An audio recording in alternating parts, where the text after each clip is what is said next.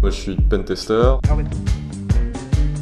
Il y a 10 ans, quand j'ai commencé la sécurité informatique, c'était vraiment une passion. Je pensais pas en faire mon métier. Je pensais même pas qu'il y avait des métiers autour de cela.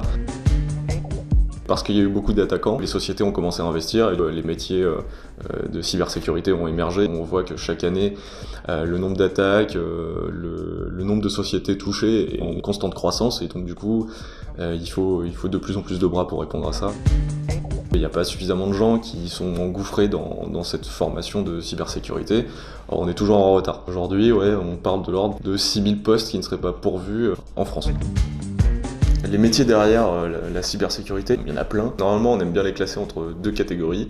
La Red Team, les attaquants, et la Blue Team, les défenseurs. Dans la Red Team, on a les pentesters, donc c'est mon métier. Donc on va attaquer des systèmes d'information et dire comment on est rentré pour améliorer le niveau de sécurité. Ensuite, il y a les auditeurs. On va passer au crible des systèmes d'information avec des référentiels, pareil, pour améliorer le niveau de sécurité. Et de l'autre côté, on a la Blue Team, sur de la défense, donc soit sur du long terme, soit sur de l'action coup de poing. Le long terme, on a du SOC. Donc ce sont des veilleurs en fait qui vont regarder l'état de santé d'un système d'information à l'aide d'outils et qui vont venir investiguer quand il va y avoir des anomalies qui vont être remontées par le système de monitoring. Et on a les DFIR, donc la réponse incident en français, qui eux vont venir intervenir en cas de compromission d'un système d'information, si un malware est déjà rentré, si tout a échoué avant de se prémunir. C'est ces personnes-là qui viennent et c'est un peu les pompiers en fait de la cybersécurité. Ça représente qu'une portion de tous les métiers parce qu'il y en a encore plein. Il y en a des nouveaux même qui se créent au fur et à mesure que les offres et les besoins évoluent dans le milieu. Si tu veux bosser du coup dans la cybersécurité, il n'y a pas besoin d'être un génie. T'as pas besoin d'avoir craqué un ordinateur à 5 ans ou travaillé pour Windows à 10 ans.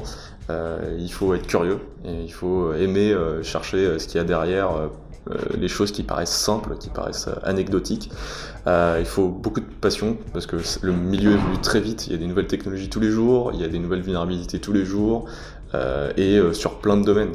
Et c'est là où il faut un background technique transverse. Il faut s'y connaître en réseau, il faut s'y connaître en système, il faut s'y connaître en applicatif, il faut s'y connaître en développement. Parce qu'en fait, le milieu de la cybersécurité, c'est extrêmement vaste. Donc du coup, il faut être capable d'appréhender tous ces problèmes. Et c'est pour ça qu'il faut une formation technique transverse. Une carrière type en cybersécurité, c'est difficile parce que c'est un métier qui est vraiment très jeune. Donc du coup, il y a plein de possibilités. On peut soit spécialiser techniquement dans un sujet et devenir un expert technique d'un sujet très précis.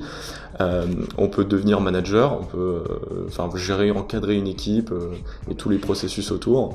On peut également du coup changer de métier. Alors, on a plein de passerelles qui existent et c'est tellement connexe les métiers qu'on peut changer facilement. Il faut savoir si tu as envie de bosser dans une petite boîte, une grosse boîte, et après il y a aussi privé-public, parce que le public recrute énormément, donc c'est l'État, et il y a plein de métiers sexy des deux côtés.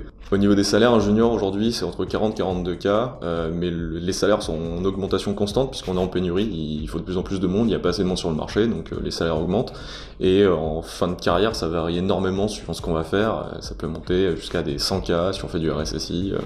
Il y a plein de possibilités. Ta carrière derrière, c'est toi qui vas la construire avec ce que tu as envie de faire, ton parcours, et il y a plein de possibilités, donc c'est à toi de voir.